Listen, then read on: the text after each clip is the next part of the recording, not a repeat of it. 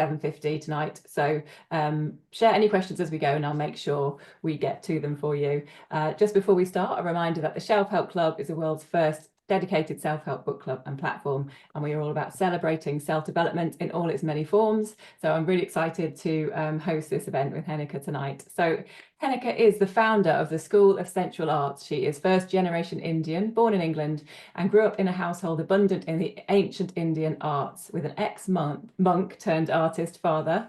And after studying English and French law and entering the corporate rat race, she experienced numbness and depression following a series of losses. So she left the corporate world and returned to her roots, where she spent several years living and studying in Asia, learning from incredible guides in India and the Far East. Upon returning to England, she began her studies in arts therapy and clinical psychotherapy for individuals and couples, and now combines Tantra and yoga with Western therapeutic guidelines to create safe spaces for us to connect more deeply, express more freely, and love more intimately through Tantra, yoga, bodywork, dance, and art. So, Henika, I wanted to do the big long intro because I think there's so much information there. So welcome. Congratulations on your book, baby. Thank you. Thank you so much. Really appreciate being here. I've followed the Shelf Help Club for a very long time. So yeah, it's a real honor to be here with you and with you all. Oh, we're so happy to have you here. And I just, off air, I just asked your age, didn't I? Because I said, I feel like this book has been written by a wise elder, and you're 31, right? not a wise elder yet, but a very wise woman. Yeah, that's right. I think when you grow up with a lot of the practices in your home, you get a lot of insight into the way that they work and embody them, I think, from a young age, and maybe an ancestral way as well. So Yeah, sure. So like a wise head on those shoulders. And so before we start, before I get into, so we're going to do it kind of in two parts tonight. We're going to have an interview session where I'm going to find out a bit more about your story and how you got so wise. And then we're going to go through some of the practices. But to start then, can you define sensual and what it means? Because I would say this is not a book about sex, which is what I thought. And probably lots of people thought that before they start reading it. So can you define for me what sensual means to you? Yeah, absolutely. I think this is one of my favorite questions because a lot of my work is dispelling and untangling sex and sensuality, because whilst sex almost always involves sensuality, sensuality does not always have to involve sex. Sensuality to me is a way of taking in the world in a fully embodied way that involves connecting with the five senses. It's a very, you could say, mindful, what I call senseful way of living that allows you to draw deep presence and joy and pleasure in some of the most simple things that life has to offer us. So that could be in the bedroom, but it could also be outside of the bedroom. And I think that's a big part of my mission, getting sensuality thriving, of course, in the bedroom, but also expanding it into our lives where we can feel vibrancy and aliveness in the everyday as well. I love that. And I love the exercises that you share in the book, which are all about kind of just getting more in touch with using our senses. So there's one really early on, and I know our guys will love this because they love journaling. We love journaling prompts and we like kind of reflecting. And just really early on in the book, you talk about at the end of the day, just think about your five senses. What did you smell? What did you touch? What did you hear? And thinking about that and reflecting on that is a way to really kind of remind ourselves of the small joys of the day, isn't it? Yeah, absolutely. And we're going to be holding space for a little practice of that towards the end of this session as well. So I'm glad that you've picked that one. Brilliant. Well, everybody can start thinking about their answers, and you share so many great exercises and activities in the book, actually. And I think from, I would say, someone who went into the book not really knowing what to expect, they're just such lovely prompts. But tell us a little bit then about you and your work and kind of what a day looks like in your life currently. Yeah, sure. So after finishing writing the book and before writing the book, I ran and still run an organization called the School of Sensual Arts. So most of my day is sort of composed in the running of that organization. It's a space where we embody the teachings in the book. So we bring together the traditions of Tantra, yoga, and Ayurveda. And the platform really grew a lot during the COVID years. So a lot of our work is online still, and we have like an online Tantra yoga community. So right after this call, actually, I'm jumping on to teach a Shakti flow class with people from all around the world. So that's really fun. But yeah, we also have like tantric date nights for couples who want to explore some of these techniques but together. We have a spicy education series for all the things that we wish we learned in sex education but didn't, but with this grounding of philosophy and Tantra and the energetics of it all. And I suppose my day around that, when I'm not teaching the actual things in groups or one-to-ones, is sort of all the behind the scenes stuff, which actually takes up quite a lot in the iceberg of what it looks like in running an organization, which I'm sure you can probably empathize with, emails and those kind of things. But yeah, in the morning, I love to have a slow morning. I love journaling in the morning. It's my meditation. It's the way I can just see my thoughts on the page. And a short practice in the morning is really nice as well, whether that's just connecting with my breath or doing a sun salutation, or shaking or something like that. Yeah, just to arrive into the day. So yeah, that's pretty much what my day is composed of. And when you were writing your book, how did that fit into the flow of your day? Oh gosh, it was such a tangle actually when I was writing the book. And I think when I was writing, it was a completely different part of my brain that was being used to the part of my brain that runs the School of Sensual Arts. So I was, keeping things running, keeping things afloat, but definitely not in my creative energy, because all of that was being directed into the book. So it's really nice to have done that and really prioritized the book for those few years. And it's also really nice to return to a sort of more dreamy, creative space in running the organization as well. Sure. So how would you describe your relationship with yourself right now? Yeah, this is a really good question. I think it's always a work in progress, right? And I think I found through this work, and having the transition, I think, between a life where I felt very, very unfulfilled. You mentioned at the beginning, my previous career was law, so it was something completely different. And I worked long hours and was very disconnected from my body, so sort of operated from my eyebrows upwards, I say. And that has really shifted, and it's really shifted, I think, through these practices, which so I'm really passionate about sharing them, because yeah, I say my relationship with myself now is below my eyebrows as well, which is nice. And yeah, I can land more in my body and feel my sensations, and yeah, feel like I've got my spark back, which for sure, which is lovely. Yeah, and that's something that you've had to teach yourself that, or maybe not. Maybe it's like unlearning, is it? It's because it's going back to what, like being in your body and kind of, like you say, feeling from the eyebrows down. It sounds like you've studied with lots of guides and lots of experts. And so what did that path look like? The kind of re-educating yourself just on yourself.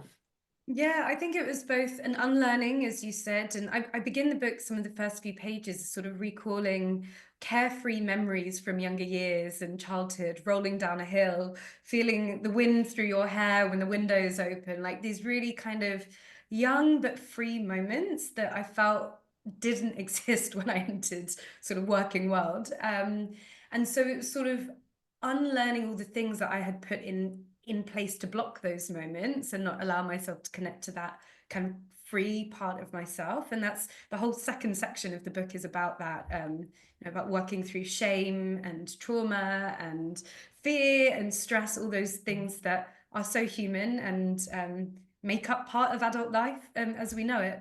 And then the other part was more of a relearning of what sensuality could be, outside of what I had put it in the box of.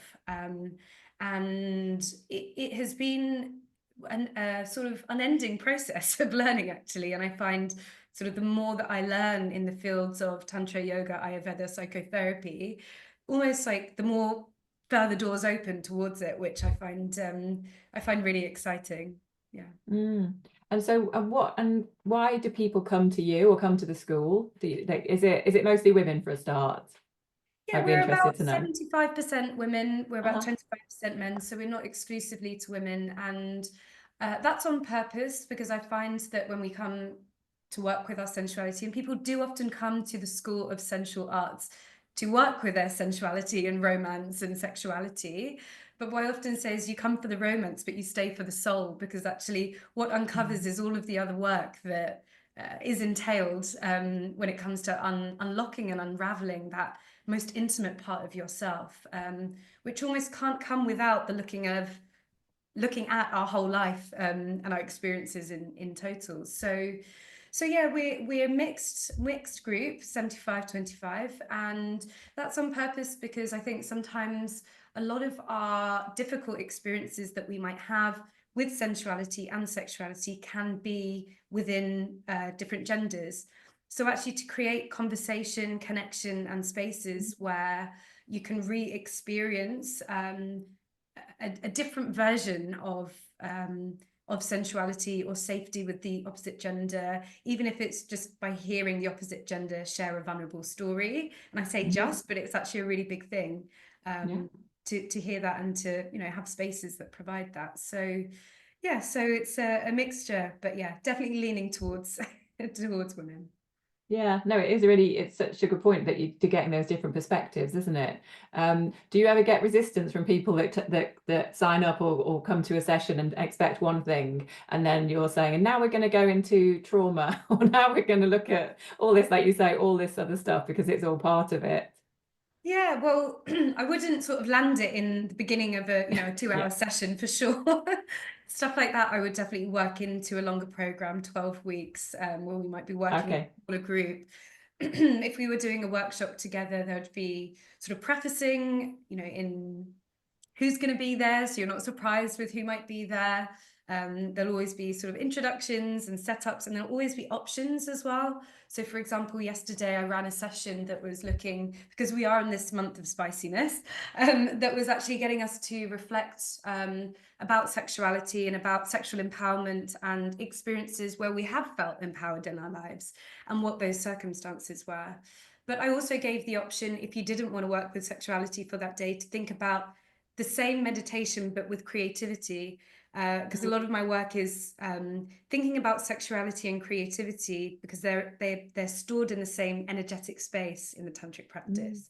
So sort of the more creative you are, the more sexuality and sensuality you can unlock, and the more sexuality and sensuality you unlock, the more creativity you unlock as well. So Yeah. there's a sort of, there's always options, is what I'm saying. Yeah, I love that. And then before we start talking about your book, were there any books that I'm sure there are many books, but which books particularly have supported you on this journey? Yeah, so many. I think there's traditional texts that have sort of been modernized. There's one called the Radiant Sutras, which is an incredible poetic version of an ancient tantric text called the Bhairav Tantra, which is actually the origin of all meditations and yogic practices, but it's written in this beautiful poetic way. So that's my sort of go-to for inspiration. And then there's a book called Yoni Shakti, which is almost like a textbook, you could say, on women's tantra and yoga by Uma Dinsmore-Tuli. There's more sort of popular culture books like Pussy, A Reclamation, which is by Mama Gina, who's based in the US. But that book got a lot of coverage because it was around the time when in the news there was that talk around like grab her by the pussy that Trump was saying. So the book actually exploded during that time as a sort of counter conversation to some of the misogyny that was appearing in the mainstream. Yeah, so those are sort of some of my go-tos, I would say. Yeah. And how are you feeling now that you're seeing your book out in the world? Oh, it's amazing. I think Oh. it never gets old, that feeling of seeing my book, seeing it in a bookshop, just floors me. And hearing from readers that have read the book, whether it's because maybe they've turned up in a workshop or a class or a retreat, or whether it's a tag or a review that I read, it's really, really touching, because I think when I was writing the book, I was thinking if I could reach even one person on their journey of enlivening their sensuality, awakening from numbness, connecting to their body, then that's my mission complete. And I was really writing it for that individual. So yeah, it's still very, very touching when I hear from those individuals. Yeah, sure. And also it's very personal, isn't it? Like, how does it feel to share so many personal aspects of yourself and your story? Yeah, I think I sort of wrote the book 3 times. The first time that I wrote it, it was very much it was like a journal, actually, because I had to go back to that version of myself that was numb and depressed and unhappy, and sit with her for a long time with a blank piece of paper and a blinking cursor. And so the first version of the book, revisiting the reason why those practices came into my life in the first place, and then getting a little bit of vulnerability hangover and removing all of that stuff and focusing fully on the philosophy, the mythology, the practices, then realizing it read like a textbook. And the third version of the book was actually bringing both of those pieces together, and finding the right balance between, personal stories of those who have walked through the School of Sensual Arts, and philosophy, mythology, and practices. Sure. Yeah, you're right, because you need the personable touch, because then people will relate to that, because it's lots of new information for people who don't have the same background as you, or don't have the knowledge. So and when you talk about numb, you talk about, in the book, and your story is about you like physically numb as well as mentally and emotionally, isn't it? Yeah, absolutely. And I think numbness is a strange one, because it's the absence of feeling, it's the absence of sensuality, it's the absence of sensation. And so a huge turning point for me was realizing that numbness is also actually a feeling. And it was a signal from the body, just the same way that hunger is a signal from the body, or thirst is a signal from the body. Numbness is a signal from the body that it's thirsty for aliveness and sensation and joy and energy. So that was that was really the turning point, that realization that actually something can be taken from this message, or this absence of feeling. Yeah, and it must be so satisfying and so, I suppose, gratifying for you when you see people kind of get the aha moment, or kind of break through that into and being able to then suddenly enjoy this kind of sensual side of themselves. Yeah, it's really, really fulfilling. And then you talk about, so who did you write this book for? Is it for people at the beginning of this journey who might feel numb, or might feel like they just need to shake things up a bit? So when I was thinking in my mind, I was writing back to that version of myself, actually, that was feeling just unfulfilled, was feeling like I'd lost contact with a spark that I once had in my younger years but had gone, that was in love with my relationship and with the person I was with in my relationship, but feeling like the spark from the beginning had been lost. I wrote it for that version, or the people who were experiencing perhaps that disconnect between the mind and the body, people who were working in jobs where the body was sort of put to the second post over the mind, which is very well trained through our lives. And yeah, generally for everyone who is searching for not only finding their spark in life, but maintaining that spark as we move through the different flows, ages, and life cycles. Reminding ourselves that it's not only something that we experience in younger years, but actually a flame that we can tend to, through life, through practice. Yeah, sure. And you do talk about cycles in the book a lot. And I suppose, this is definitely not a kind of, we'll fix that and then move on. It's an ongoing, it's to become part of your life, part of your practice, part of your habits. So it's going to be so nice to go through the rituals with you shortly. But just on the writing process, before we move on, which part of the book did you find the most enjoyable, and which did you find the most challenging? Yeah, I actually wrote chapter 3 first, which is, or chapter 2 actually first. Probably because I found it the most easy to go to. It was the chapter on Tantra, and it was really talking about rituals that I saw growing up, Garba, which is this beautiful rhythmic dance, Shakti, which is power, sometimes translated to as divine feminine, but actually, if you expand that, it's something that exists in all beings. It felt like a part of what I wanted to write in the wider landscape that I felt really, really familiar with, and excited about. And also the chapter on creativity just flew out for me, which was really nice because not every chapter did. And so, yeah, creativity and how we can use our sensual energy to empower our creative projects, whether that's writing or painting or creating our home in an unusual or artistic way. Yeah, how we can use that energy that we cultivate to, yeah, spark that creativity as well. Sure, because I suppose a lot of being creative is sometimes being organized, isn't it? About kind of recognizing what you need and giving yourself what you need and getting the habits in place around that. So on that note, shall we go through some of the exercises, some of your favorites?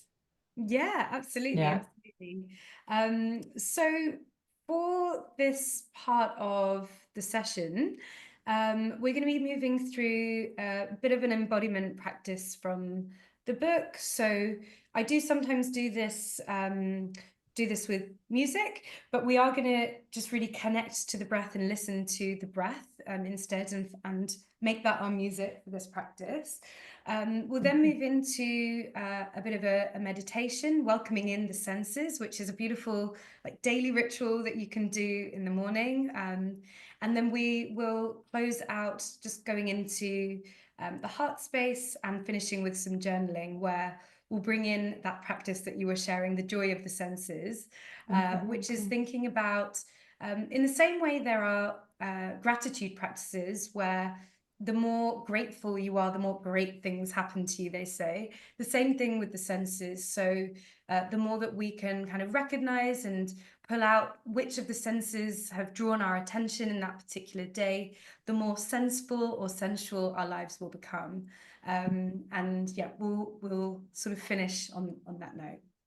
Sure. Shall I disappear then and let you take over? Nobody needs to see me embodying this, I don't think. Is that okay? Absolutely, absolutely. Okay, I'll be here if you need me, just shout. Yeah. Okay, so I'm going to invite you to come into a comfortable seated position, and I'm going to move a little bit further back so you can maybe see what I'm doing a little bit more. So you can do this practice, a lot of you might be on a seat, so you can do this practice on a seat. It is also very, very nice to have your legs crossed on the seat or on the ground, but you can also do it with your feet grounded as well. So find sort of the most comfortable position that there is for you. And we're just going to take a moment to either lower down the eyes onto a single point of focus, or after a few moments of just drawing your eyes to a single point, maybe you begin to flutter them shut. And as you close from the world outside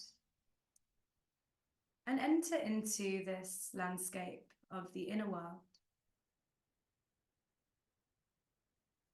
begin to notice the sound of the breath. Drawing the breath a little bit deeper than you were before.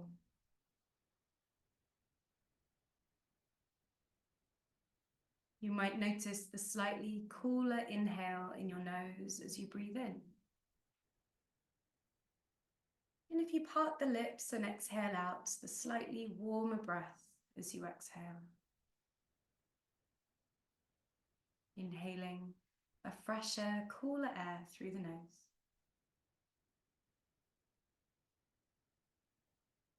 And exhaling a slightly warmer air as you breathe out.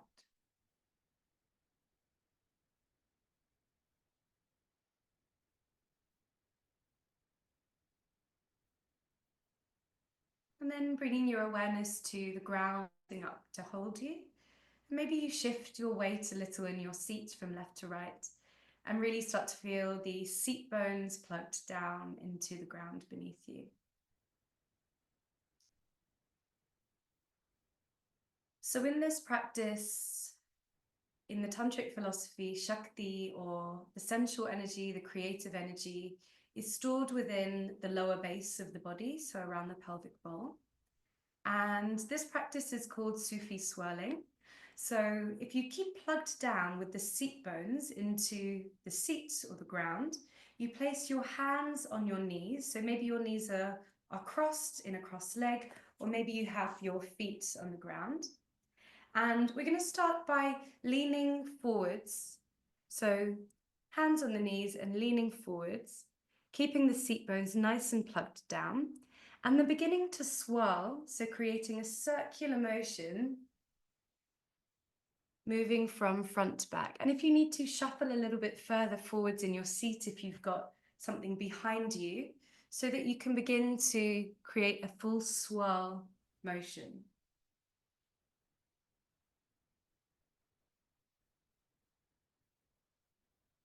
Just through the few swirls, maybe connecting to any sensations in the lower back. Allowing the weight to shift from left to right. And also tuning into your rhythm. So if you've had a particularly fast day, maybe you slow the circles down. And really connects to the texture of each movement. Or if today has been a little bit lethargic or slow, maybe you bring a little bit more energy into your movement with a slightly faster pace.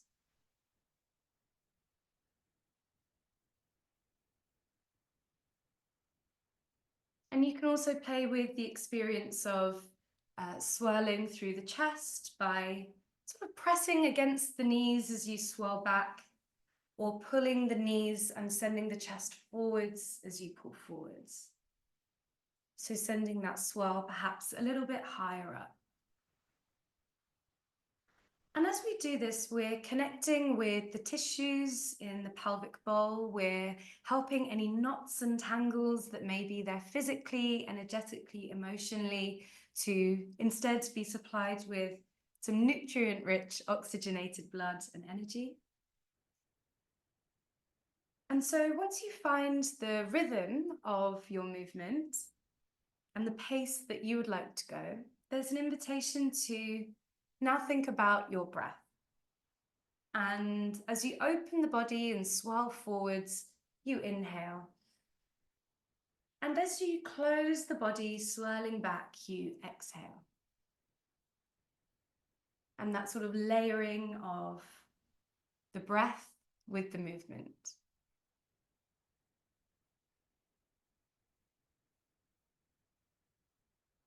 And if you're moving fast and that feels like a lot of instructions, you could try just slowing down the movement a little bit to start to synchronize your breath, opening as you open the chest and move forwards, and the breath exhaling as you come back round and compress the body.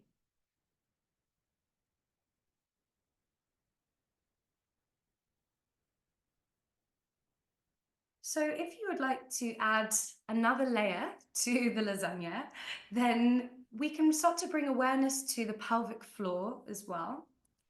And as we bring our awareness to the pelvic floor, we'll move through a gentle squeeze and release. And if it helps you to, you can turn one of your palms up and rest it back down on the knee. Because as you move forwards, the pelvic floor will stay relaxed and the palm will stay open.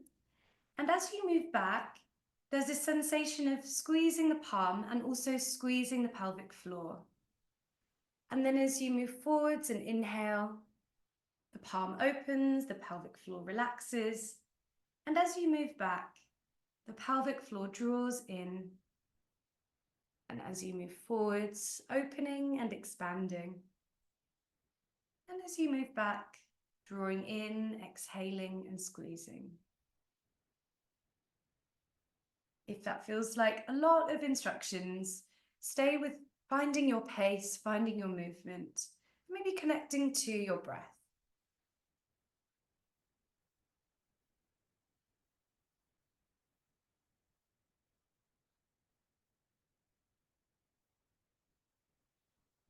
So slowly we'll begin to swirl gently without any kind of abrupt movement, swirling slowly back into stillness.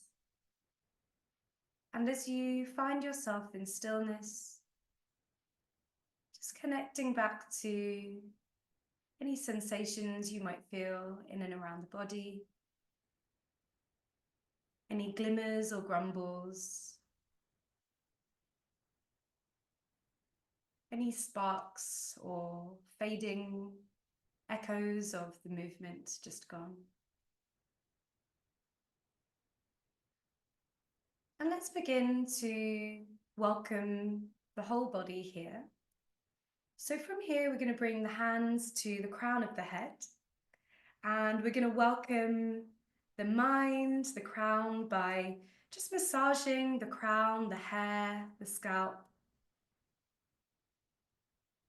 And a nice kind of movement to make is kind of taking the fingers wide apart and sort of drawing them in. So very similar to that expanding and contracting feeling we were doing moments ago.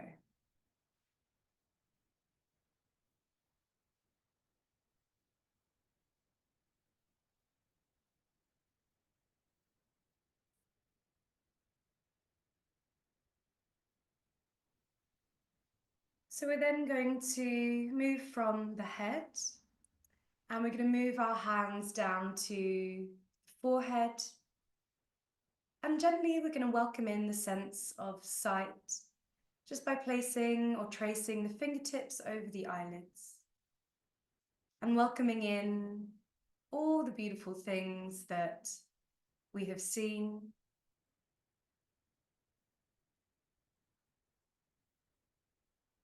Maybe it is a spot in nature.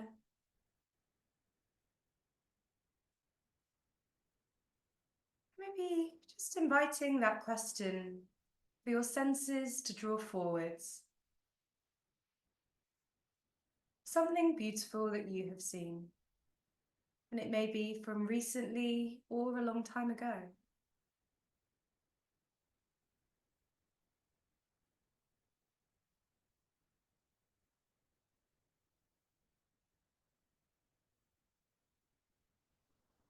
And if nothing is arising, that's also okay. Just creating that space to welcome in the sense of sight. You may find that as we move through the senses, there may be some that deliver imminent and fast responses or memories, and there may be some that require a little more searching. So let's begin to move the fingertips now down to the nose. And let's begin to take a deep breath in, continuing to just trace the fingertips over the nose. And as you take a deep breath in and a deep breath out, beginning to recall and welcome in the sense of smell.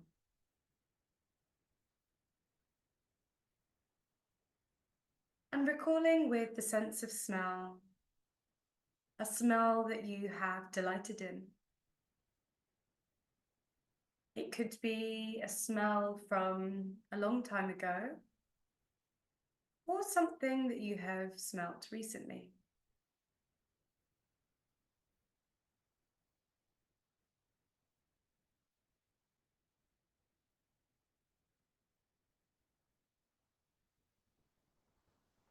And then gently moving the hands over to the ears And just inviting the hands to trace around the ears, the front, the back, the sides, as we welcome in the sense of sound.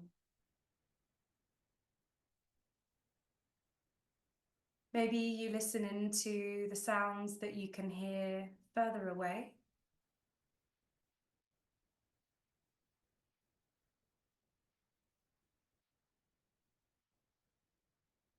And you listen into the sounds that you can hear nearby.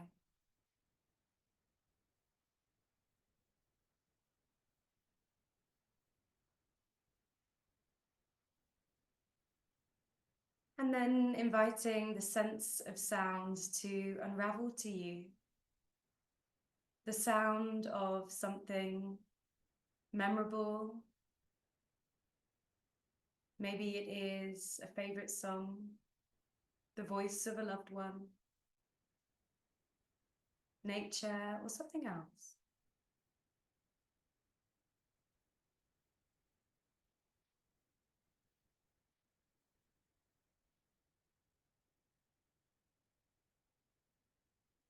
And noticing any sensations in the body as you revisit sound.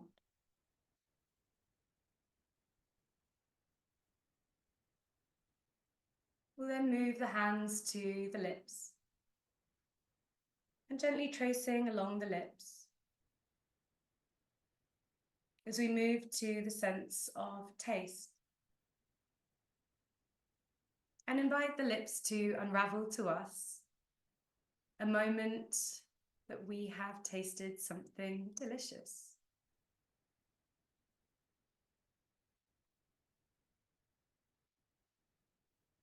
It may be something recently that you have enjoyed in this last day or weekend. Or it may be a meal locked in your memories from a while ago.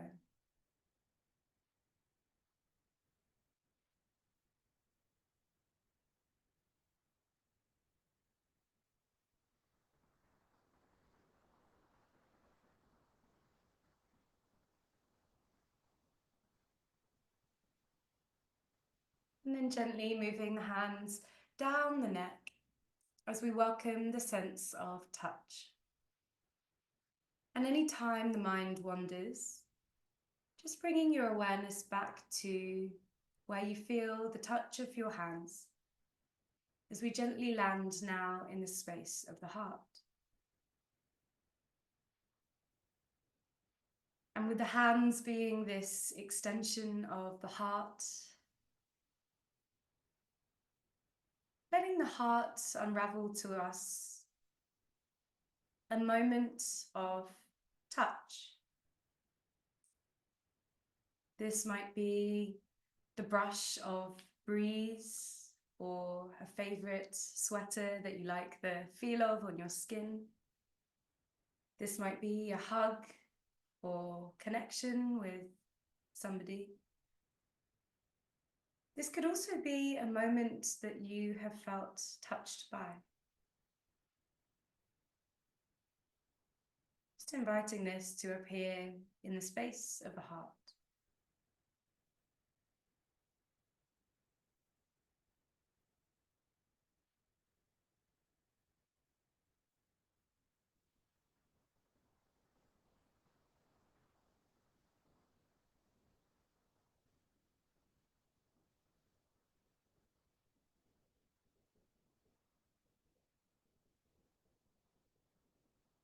And taking a deep breath into the heart space, expanding the breath, breathing in deep, pausing at the top of the breath with the heart expanded.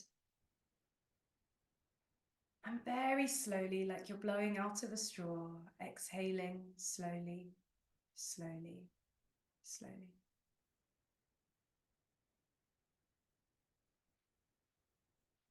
As we gently begin to come out of our practice, notice the ground rising up to hold your body. The seat bones connected to the ground or the chair. sense the space around you, the sounds that you can hear.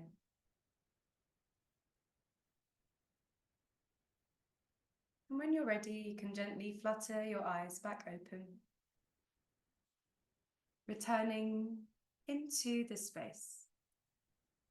And just to create a little bit of a transition as we come back, so we're not coming back straight to the screen, if you have a pen or paper or somewhere to write down which of the 5 senses and which of the memories may have appeared to you, and I'll just put a reminder of the different senses that we moved through in the chat box.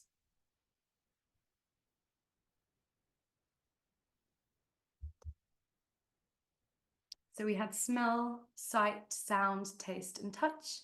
And you can just jot down which of the senses delivered which of the memories of the joy, those senses that they've brought you. Maybe we'll do that for 2 minutes, and then we'll have a few minutes for questions as well at the end.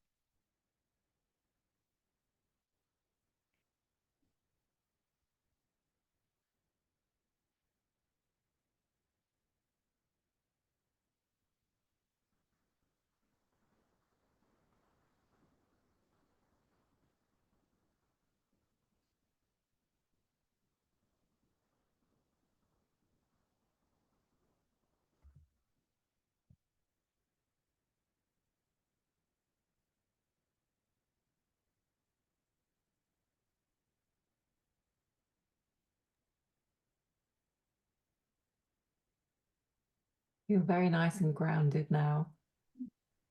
So calming, isn't it?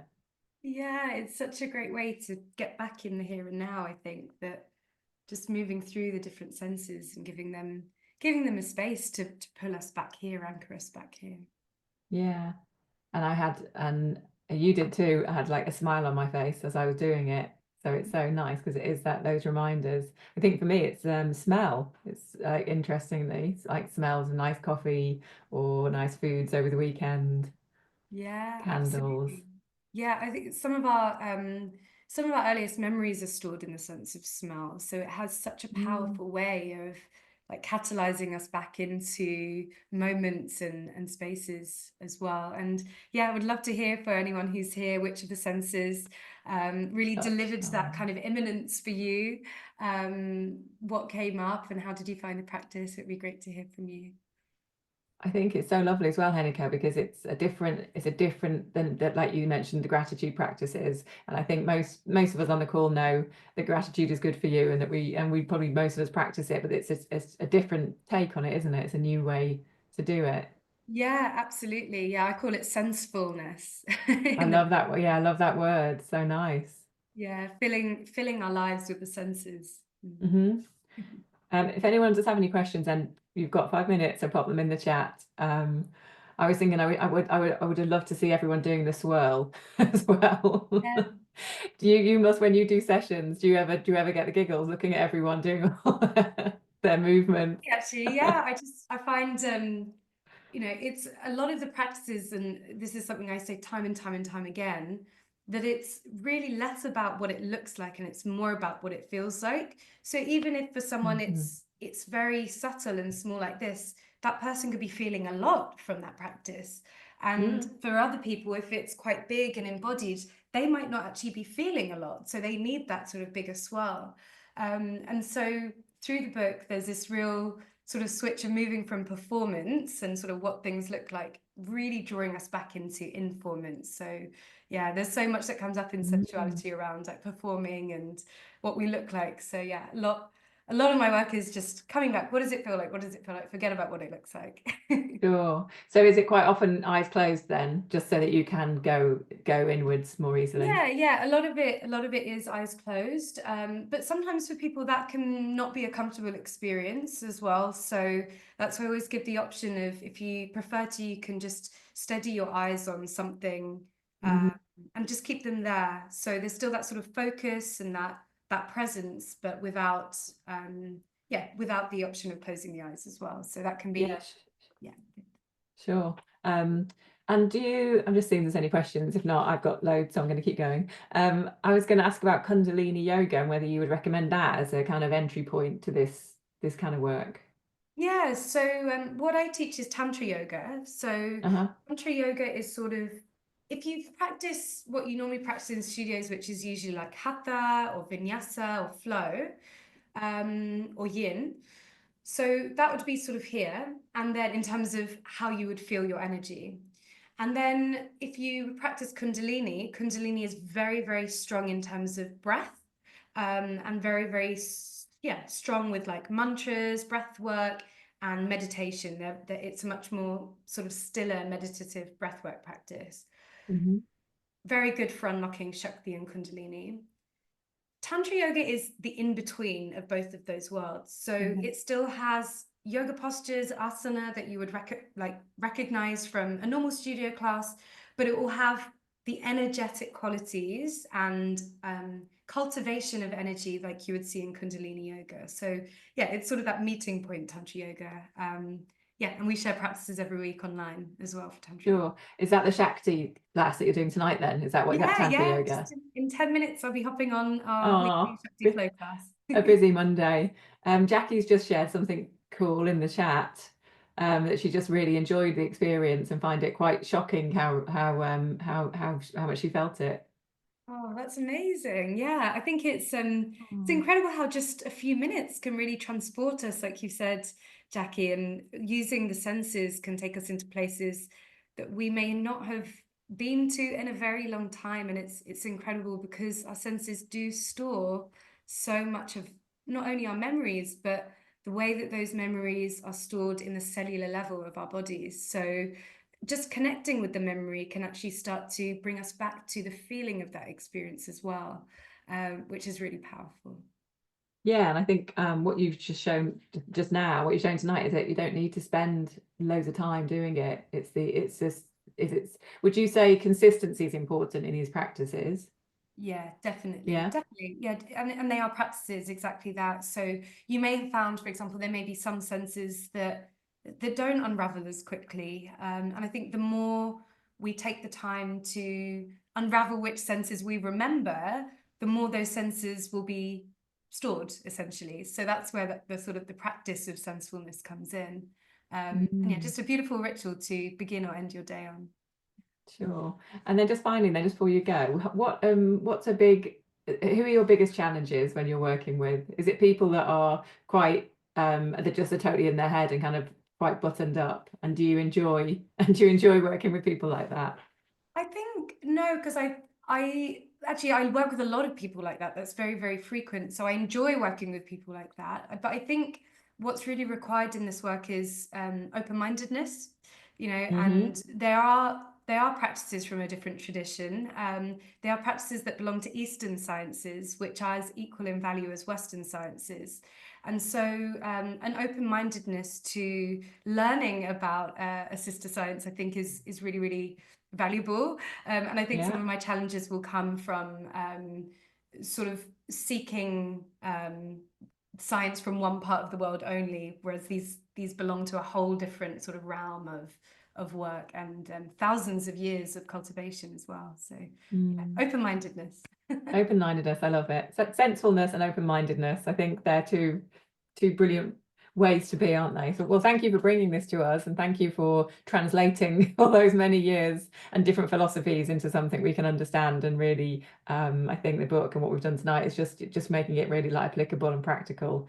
Yeah, and it felt so lovely. So, thank you guys for being here, and thank you, Henika, for sharing that with us. Thanks very much. I wish everyone a very loving, sensible, and spicy Valentine's month ahead. Yeah. Carry on with your swirls, everybody. Carry on with yourselves. Enjoy your week. Thank you, my darling. Take care. Bye. Bye, guys.